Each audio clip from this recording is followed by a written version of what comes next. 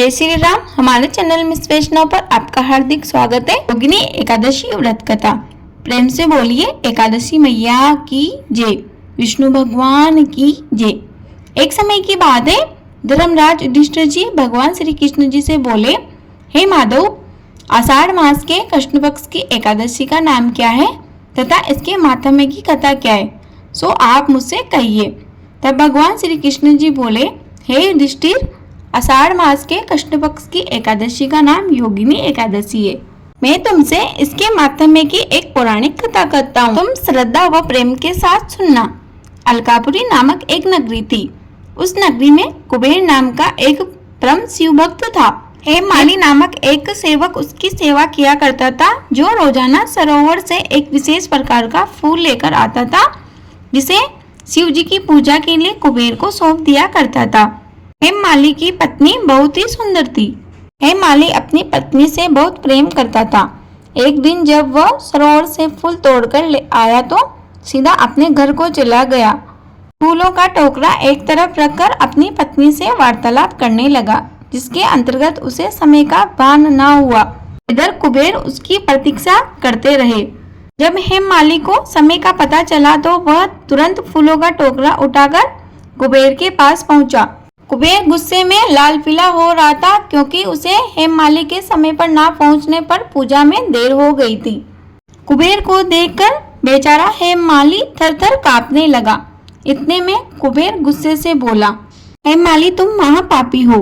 तुमने मेरे शिव जी का अनादर किया है, इसीलिए मैं तुम्हें इसी क्षण श्राप देता हूँ कि तुम्हारा पतन हो जाए और जिस पत्नी के कारण तुमसे यह अपराध हुआ है, तुम्हारा उससे वियोग हो जाए।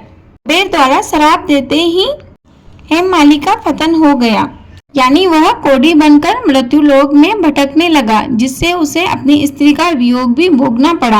अब बेचारे हेममाली का जीवन बहुत ही कष्टपूर्ण बीतने लगा। अब तो उसके शरीर से दुर्गंध भी आने लगी, परंतु उसका अंतकरण दर्पण के समान शुद्ध था तथा शंकर जी की भक्ति के कारण उसे अपने पिछले जन्म की स्मृति भी थी। इस कारण हेममाली अपने प्रायश्चित के लिए हरिद्वार में गया और गंगा जी में स्नान किया, परंतु मक्खियों ने उसका पीछा न छोड़ा। वह भिन्न भिन्न करती रही।